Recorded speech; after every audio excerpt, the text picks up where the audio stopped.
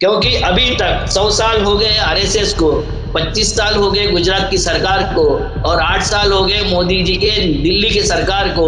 ये अभी तक अल्लाह के नाम से दे दे, भगवान के नाम से दे दे, किसी के नाम से दे दे, काम के नाम से कुछ मत दे, क्योंकि काम हमने किया नहीं। हम मंदिर बनाएंगे, ऊंची ऊंची मैंने ये बनाएंगे, क्या बोलते हैं उसको, मूर्तियां बना देंगे, ऊंचे ऊंचे मंदिर बना देंगे, जो अट्टालिका गगन को छूती है ऐसी बना देंगे, मगर ऐसा कोई काम नहीं करेंगे जिसमें पब्लिक का भला हो।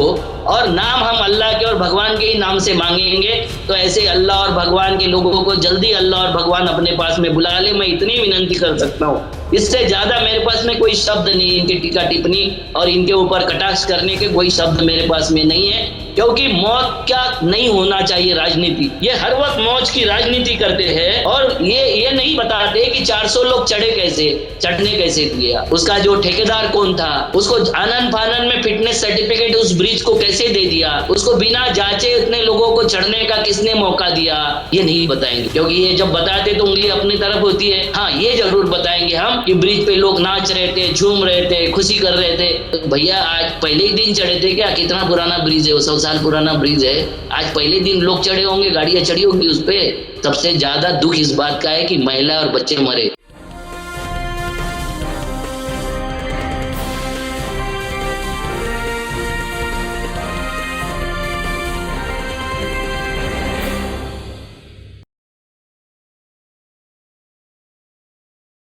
हेलो, नमस्कार, आदाब, सत श्री अकाल और अस्सलाम वालेकुम। मैं हूं मोहम्मद अहमद काज़मी, लेकर आया हूं आपका पसंदीदा कार्यक्रम आपके रूबरू। आज मंडे है और आज अविनाश काकड़े जी से बात होगी। आप हर मंडे को हमारे लिए समय निकाल लेते हैं, इसके लिए बहुत बहुत शुक्रिया। जिन इश्यूज पर आज बात होगी उसके बारे में बता दूं। एक तो गुजरात में जो ये पुल गिरा है, बहुत बड़ा सानेहा, बहुत बड़ी दुर्घटना हुई है।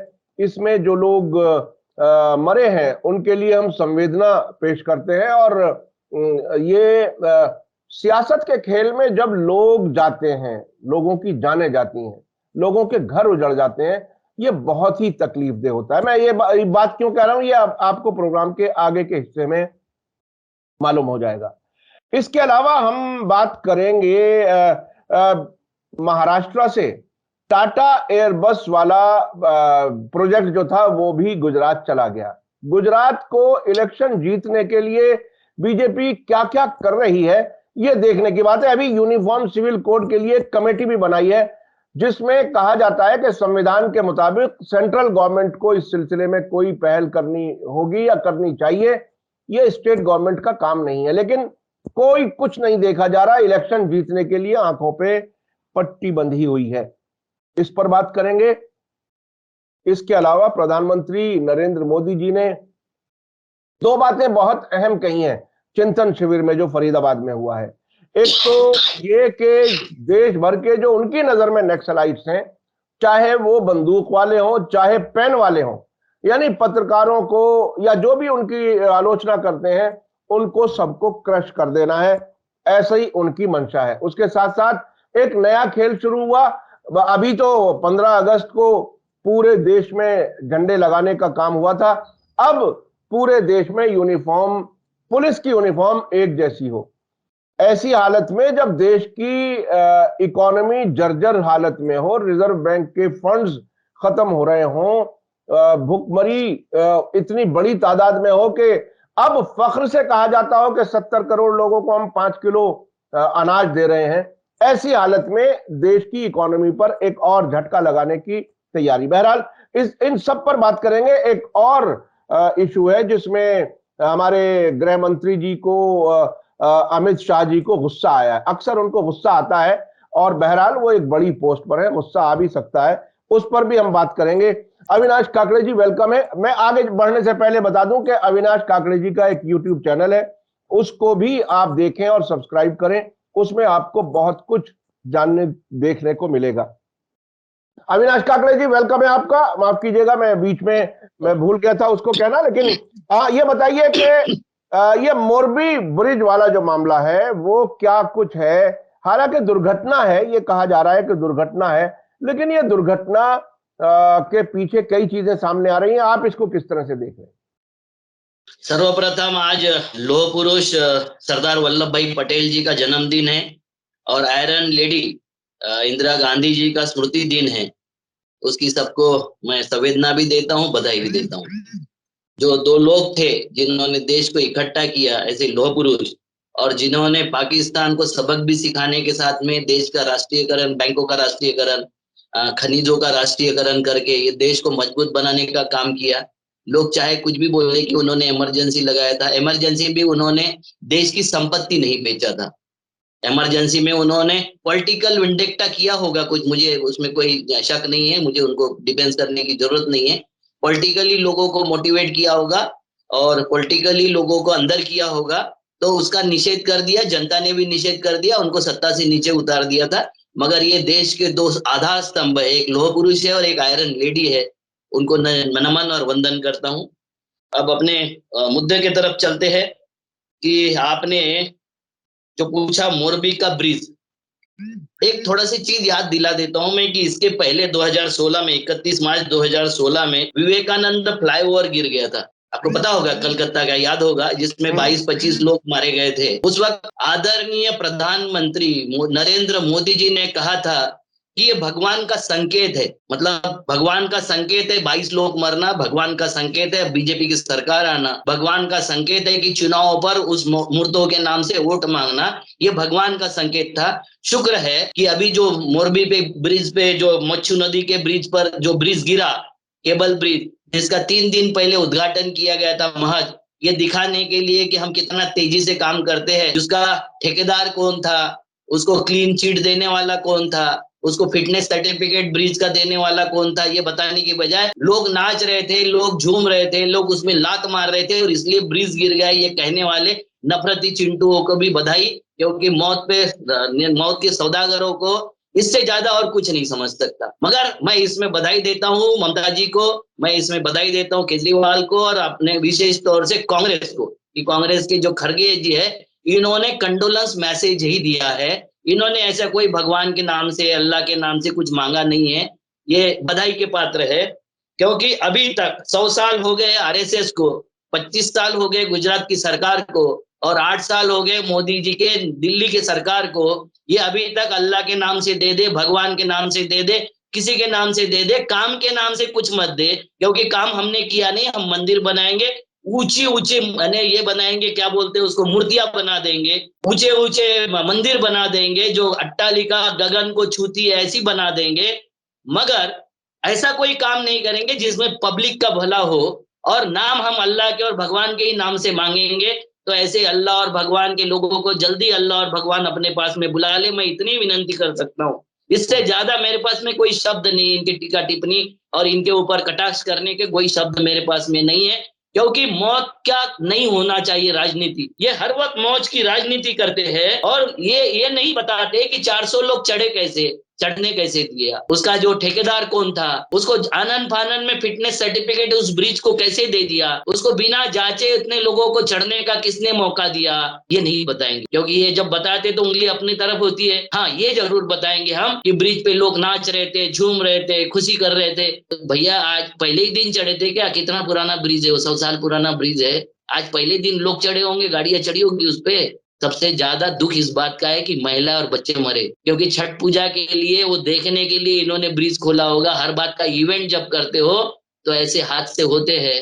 इस हादसे में मरने वाले सभी को मैं श्रद्धांजलि अर्पित करता हूं और देश में ऐसा हादसा पुनः न हो, इसके लिए प्रार्थना करता हूं। इसमें एक बात आ रही है, किस किस्म की भी बात आ रही है कि किसी लालच में किया होगा ये पुल खोला गया। लालच क्या? क्या सियासी लालच, क्या वोट हासिल करने का लालच, या पैसा हासिल करने का, क्या कुछ हो सकता है? दोनों लालच, क्योंकि छठ पूजा के वक्त एंट्री ज्यादा लोगों की होती, ज्यादा लोग आएंगे, ज्यादा लोगों का सेलिब्रेशन होगा, ये लालच। आपको पता है कि वहां के जो नेता है वो सूट पहन के नदी में गोता लगाते हुए उनके फोटोशॉपी की गई है। एक भी नेता नीचे नहीं उतरा था, नीचे पत्थर थे सर, उस नदी में बहुत बड़े बड़े पत्थर है और पानी, फुल्ला पानी था। तो लोग मर गए। हमको हमारा इवेंट नहीं समझता है, इवेंट नहीं सोचता है, हमको पैसा दिखता है, हमको जल्दबाजी में हमने छठ पूजा के लिए हिंदी भाषी वोट कैसे मिले ये दिखता है। वहां के लोगों को उसमें बुला के और इवेंट करना सोचता है, मगर सेफ्टी की कोई हमें चिंता नहीं है। हमें पैसे की चिंता है और नोट की चिंता है। वोट और नोट, इसके ज्यादा हमारे प्रचार मंत्री कुछ नहीं सोच सकते, ना उनका सरकार सोच सकती है। ये दुर्भाग्य है देश का। ये बहुत बड़ी बात है। यानी देखिए, आदमी अपने दिल पर हाथ रख के देखे कि मेरे घर का कोई एक बच्चा भी अचानक ऐसे हादसे में चला जाए तो हमारे दिल पर क्या गुजरेगी। इतनी महिलाएं, बच्चे जो जो इसमें गए हैं, आहुति एक तरह से हुई है, मरे हैं। ये सिर्फ सियासत के लिए या कुछ चंद पैसों के लिए ऐसा हो, ये कितने कितने कितने अजीब, ये दुर्भाग्य है देश का कि ऐसे लालची लोग हमारे सरों पर बैठे हुए हैं। ये बहुत ही खतरनाक बात है। अच्छा, मैं अब चलता हूं, और ये टाटा एयर बस वाला प्रोजेक्ट भी आपके महाराष्ट्र से चला गया। आखिर मुंबई की रौनक छीनने का क्यों ऐसा प्रोग्राम है? मैं पिछले दिनों मुंबई गया था, और जब मैं 80s में जाता था तो उस वक्त ज्यादा अच्छी रौनक लगती थी। अब बहुत ही सोया सोया सा अजीब सी हालत का शहर बनता जा रहा है। यानी इकोनॉमी वहां की निस्बतन ऐसा लगता है कि वो खुशहाली कम हुई है। अब मोदी जी क्यों ऐसा चाहते हैं, क्या कुछ है? सर, ये जानबूझ के इनका पॉलिटिकल विंडिक्टा है, बहुत पुराना। एक तो मुंबई को केंद्रीय शासित प्रदेश बनाने या गुजरात के साथ में जोड़ना, इसके लिए 60 के पहले से आंदोलन चल रहे थे, 1960 के पहले से। तो मुंबई को छीना जाए, और अभी तो ये ईडी की सरकार आई है महाराष्ट्र में, एकनाथ देवेंद्र की सरकार आई है। तो ये तो पपेट है ना, उनके तोते हैं। ये तोते होते हुए कई प्रोजेक्ट छीने गए। आपको पता है, यहाँ का हीरा मार्केट चला गया, कपड़ा मार्केट चले गया, सारे मार्केट चले गए। वो जो सेंसेक्स वाला मार्केट है वो भी कब चला जाएगा, किसको कब ले जाएंगे, क्योंकि गुजरात में भी उन्होंने तैयार किया है, कोई भरोसा नहीं है इनको। ये प्रधानमंत्री बने नहीं है सर। ये गुजरात के प्रधानमंत्री, ये देश के प्रधानमंत्री कभी बने नहीं है। ये डबल इंजन की सरकार लाए, ट्रिपल इंजन की सरकार लाए, इनका काम ही है नोटना, खसोटना, लूटना। और ये काम ये प्रामाणिकता से करते हैं, इसके प्रति मुझे कोई शंका नहीं है। इन्होंने एक प्रोजेक्ट और ले गए, रॉकेट और विमान का सैफरन प्रोजेक्ट परियोजना, ये भी महाराष्ट्र से चली गई है। सेमी हाई स्पीड प्रोजेक्ट जो था रेल का, वो भी इन्होंने वहां से ले गए छीन के। महाराष्ट्र से इस महीने में, ये 10-15 दिनों में 3 प्रोजेक्ट छीने गए। तो आप ये बताइए कि जो महाराष्ट्र में इन्वेस्टमेंट में सबसे हायर था, जो इंडस्ट्री में, सुकून में, शांति में, विकास में सबसे आगे था, हमने क्या हासिल कर लिया? ये जो सरकार है, भाजपा की सरकार, ईडी सरकार लाके हमने हासिल क्या कर लिया? ये सोचना चाहिए महाराष्ट्र की जनता को और पूरे देश की, क्योंकि आज महाराष्ट्र के साथ में हो रहा है, कल सारे देश के साथ में होगा, इसकी हमें गारंटी है। क्योंकि इनको कभी ये अपने दायरे के बाहर, हम दो और हमारे दो के दायरे के बाहर कभी सोचते नहीं है।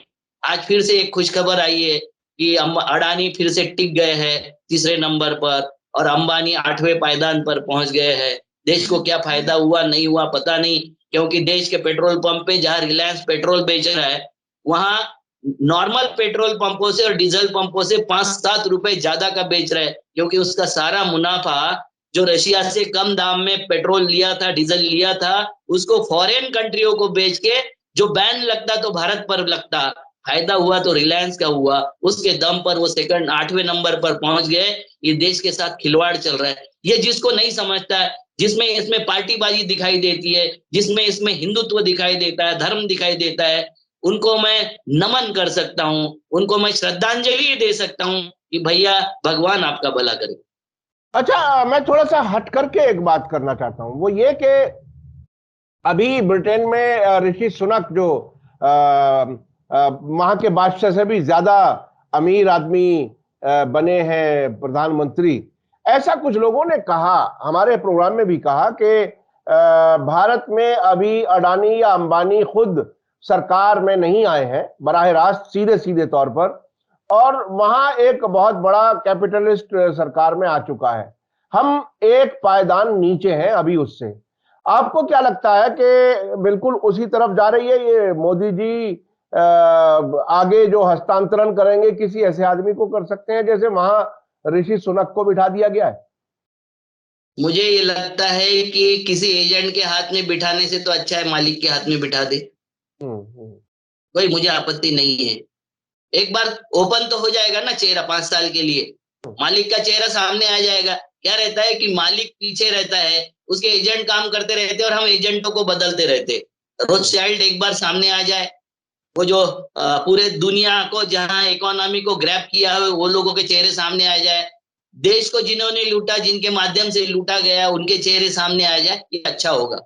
कभी भी चेहरे सामने आना अच्छा होता है। क्योंकि आप देखिए कि महाराष्ट्र की सरकार ये जो इन्होंने इतना बवाल करके लाया था, अभी झगड़े शुरू हो गए।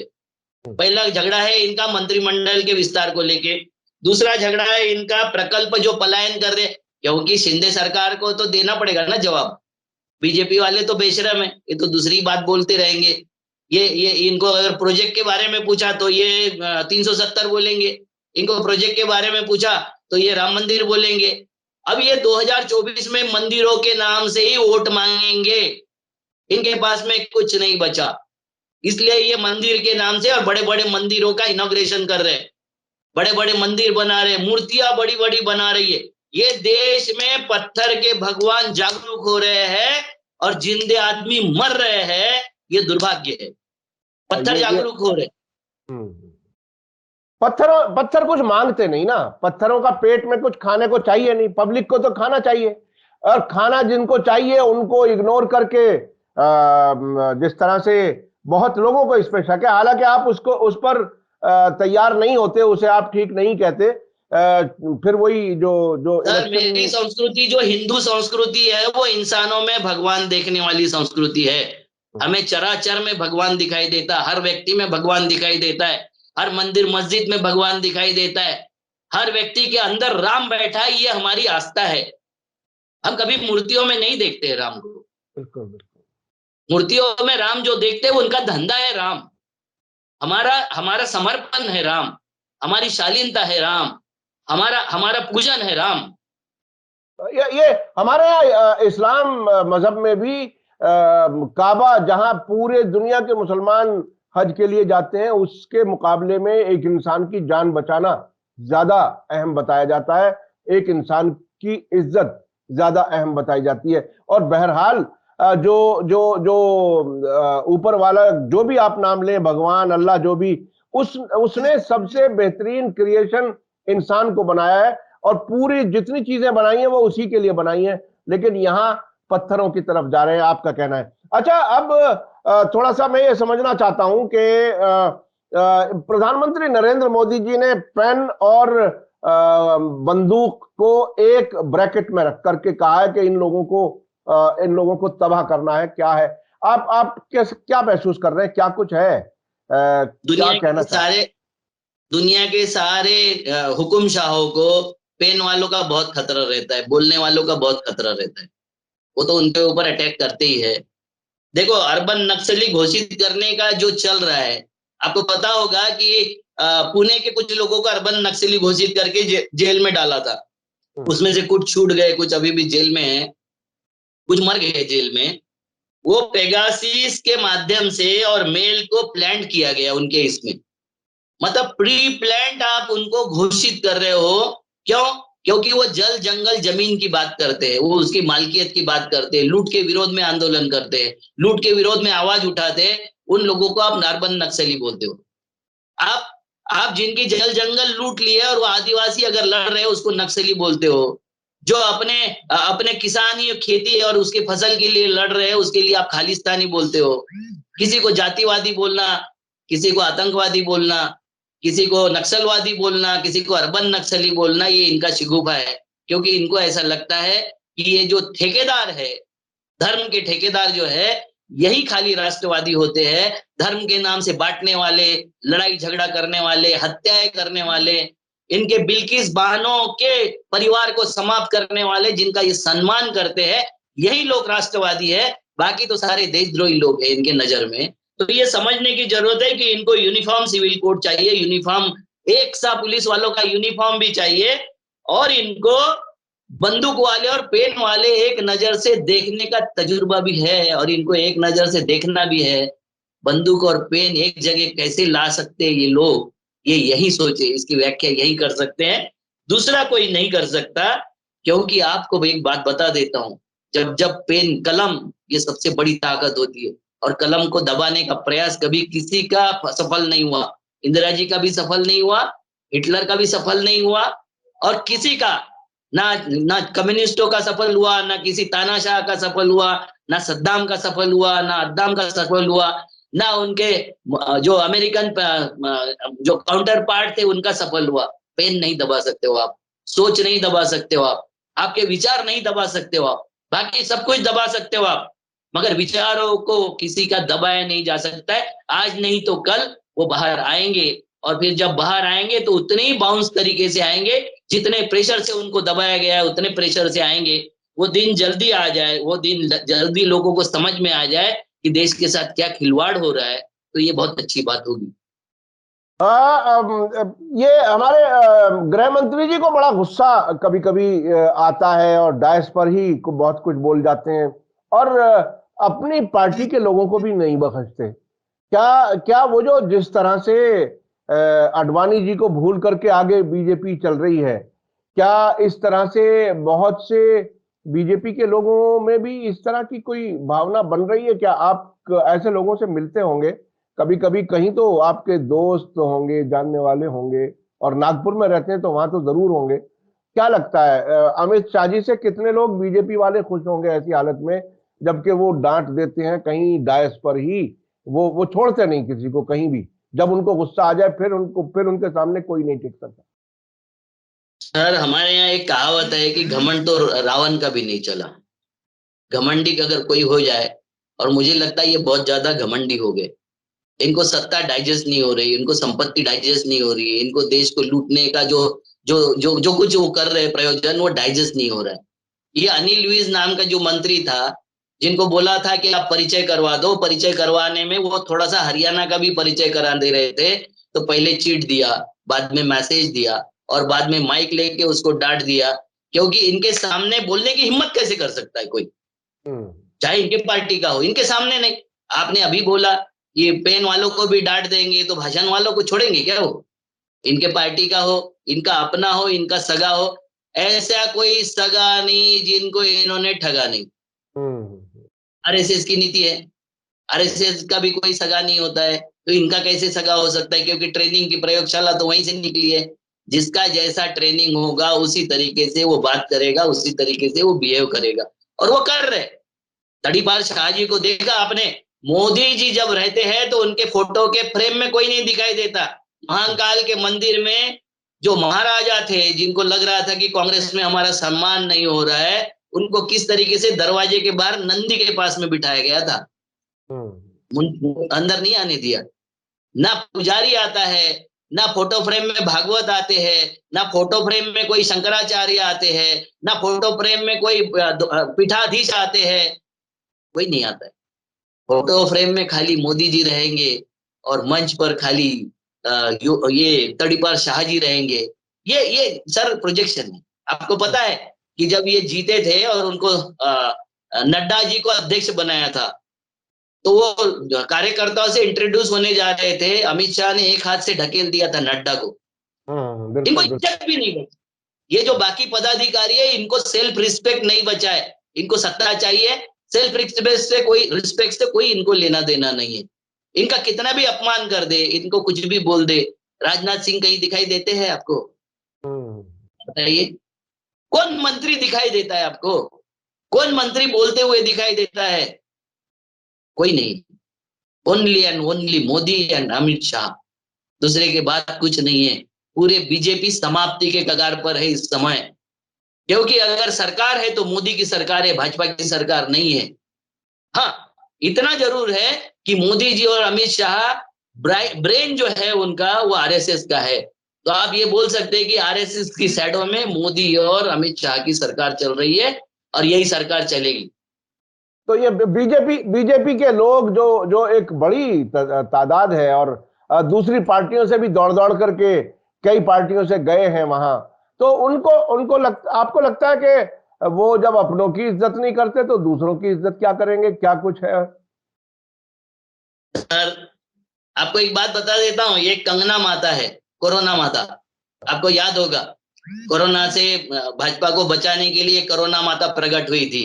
उसने मनाली से टिकट मांगा, एक ट्वीट कर दिया कि मैंने इतनी सेवा की, मुझे मनाली से टिकट दे दे। उसका जवाब किसी ने नहीं दिया, तो उसने फर्स्टेड होके दूसरा ट्वीट किया कि मेरे पिताजी सुबह उठ के जय मोदी बोलते हैं और रात में सोते वक्त जय योगी बोलते हैं। मुझे लगता है रनावत जी को थोड़ा सा सुधार देना चाहिए, क्योंकि अभी योगी उगते सूरज है। आप मोदी को सुबह उठ के नहीं बोले, आप योगी को बोले सुबह उठ के, और रात में सोते वक्त, क्योंकि ढलता सूरज है मोदी, तो रात में सोते वक्त मोदी जी को बोला जाए ना। अब ये भक्तों को भी हम समझाएंगे, कैसे चलेगा सर? देखिए इसमें एक बात तो तय है कि आपने उनकी नब्ज जो है वो समझ ली है। आप उनको मशवरे भी दे सकते हैं एक बाहर से ऑब्जर्वर के तौर पर। ये एक बात तो सामने आई कि आप इस सरकार को या नेताओं को अगर वो बोल देती ना, सुबह उठ के मेरे पिताजी जय योगी बोलते और रात में जय मोदी बोलते, तो उसका टिकट आज कंफर्म हो जाता था। उल्टा बोल गई। जी जी जी, देखिए कंगना रनावत जी, अगर आप तक ये वीडियो कहीं पहुंचे तो आप जरूर इस बात को सुने समझे। आखिर में आप ये बताइए, कर दो, कंगना रनावत जी को हैशटैग कर दो, अच्छा होगा। जी उनके जी लिए जी, सुविधा होगी ना, क्योंकि माता तो हम पैदा करते ही रहते, हर रोज माता पैदा किए। अब ये कंगना माता है हमारी, कोरोना माता। जी जी जी। अच्छा, आखिर में मैं पूछना चाहूंगा कि जिस हालत में मोरबी पुल का वो सामने आया, लालच नजर आया, नफरत के जितनी कोशिशें अलग अलग तरीके से हो रही हैं, यूनिफॉर्म सिविल कोड की बात शुरू हो गई इलेक्शन से पहले, ये सारी बातें हो रही हैं। इस बीच में जो राहुल गांधी की यात्रा है, उसका कहीं देश की सियासत पर कोई असर होने के इम्कान है? खबरें और वीडियो ऐसी आ रही हैं कि वो बहुत ही कामयाबी के साथ आगे बढ़ रहे हैं। देखो, बहुत दिनों बाद कोई नेता, और इस लेवल का नेता जनता के पास जा रहा है, तो उसका असर तो जरूर होगा। चुनाव में कितना असर होगा ये तय करता है कि तुम्हारा ऑर्गेनाइजेशन वहां पर कितना मजबूत है। क्योंकि वोट निकालने की जो प्रोसेस होती है, वोट को कन्वर्ट करने की, मॉब को वोट में कन्वर्ट करने का जो ऑर्गेनाइजेशन का ताकत होती है, वो ताकत कितनी सहायता करती है राहुल जी को, वो देखने वाली बात है। क्योंकि आपको पता है, अभी कैडबरी का बहिष्कार जैसे मामले देखो, छोटे छोटे मामले कैसे आते हैं और कैसा वो करते हैं। कैडबरी का बहिष्कार किया जा रहा है क्योंकि उसने वो जो एडवर्टाइजमेंट जो किया, तो वो एडवर्टाइजमेंट में ये दिए बेचने वाले जो होते हैं, दीपक बेचने वाला जो आदमी था, उसका नाम दामोदर राज जखी है। अब नाम भी आपके बच्चों का किसी को पूछ के रखना पड़ेगा। पहले भी हम जाते थे, हमारे लोग तो जाते ही थे, बच्चा हम पैदा करते थे और नाम पूछने के लिए पंडित जी के पास में जाते थे। अब मोदी जी के पास में और उनके भक्तों के पास में जाना पड़ेगा कि भैया मेरे एडवर्टाइजमेंट का जो कैरेक्टर है उसका नाम क्या रखा जाए। क्योंकि उसका नाम जैसे ही रखा तो उसके ऊपर बहिष्कार कि इन्होंने मोदी जी का अपमान किया, इन्होंने भारत माता का अपमान किया। भारत माता मतलब मोदी, भारत मतलब मोदी, देश मतलब मोदी, धर्म मतलब आरएसएस। ये नई व्याख्या जो आ रही है, तो इसके माध्यम से इसी को हटाने के लिए, इसी को मिटाने के लिए, इसको सॉफ्ट करने के लिए राहुल जी पद यात्रा कर रहे। ये अच्छी बात है, राहुल जी पद यात्रा कर रहे, जनता के पास जा रहे, क्योंकि कांग्रेस गत कई सालों से जनता से टूट गई थी। ये कंटिन्यूसली रखे, इसको इसको अगर निरंतरता इसमें रखेंगे तो कोई फायदा होगा। ये 150 दिन यात्रा करके फिर वही इसमें कॉकस में बैठ जाएंगे, कोटरी में वो जाके अपने समाहित हो जाएंगे, और जो मिल रहे थे वो कोई उनसे दोबारा न मिल सकेगा, तो इसका कोई फायदा नहीं होगा। ये बहुत ही अहम बात है, क्योंकि जो जो स्ट्रक्चर है पार्टी का और उसकी एक्टिविटीज रेगुलर हो और इलेक्शन में उसको वोटों में बदला जा सके, इसके लिए क्या कुछ स्ट्रेटेजी है कांग्रेस के पास, उससे पता चलेगा कि क्या इसका क्या असर है। अगर वहां कमजोर रहे तो शायद कुछ वक्त के साथ इसका असर कमजोर हो जाए।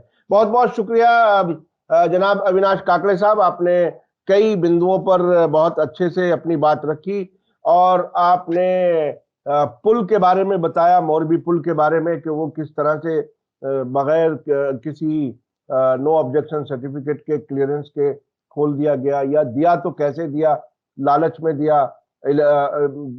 सियासत के लालच में, वोट के लालच में और नोट के लालच में दिया, जिसमें 150 से ज्यादा लोगों के मरने की खबर है इस वक्त तक।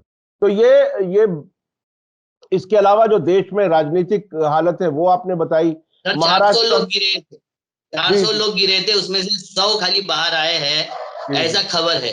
हाँ और बाकी कुछ 100 लोग 150 लोग तो एब्सकॉन्डिंग है, बाकी जो बॉडी है, डेड बॉडी है, मिल चुकी है। हाँ, तो वो एब्सकॉन्डिंग भी क्या होंगे, क्या उम्मीद की जा सकती है। बहरहाल हमारी उम्मीद है कि कुछ लोग और बच करके निकल सके, लेकिन ये कि बहुत बड़ी दुर्घटना है, त्रासदी है जो पूरे देश के लिए एक शोक लेकर के आई है। और गुजरात में हुआ है, सियासत की वजह से हुआ, इससे और ज्यादा तकलीफ बढ़ती है, क्योंकि वोट के लालची सियासतदान अगर लोगों की जान से इस तरह से खिलवाड़ करते हैं तो ये बहुत ही गलत रुझान है, बहुत ही गलत बात है। बहुत बहुत शुक्रिया अविनाश काकड़े जी। मैं आखिर में अपने देखने वालों को फिर बता दूं कि अविनाश काकड़े जी का YouTube चैनल है, उसको भी आप देखें, सब्सक्राइब करें, आपको और बहुत कुछ देखने को मिलेगा। बहुत बहुत शुक्रिया। इसी के साथ मुझे दीजिए इजाजत। धन्यवाद, शुक्रिया। जय भारत, जय हिंद।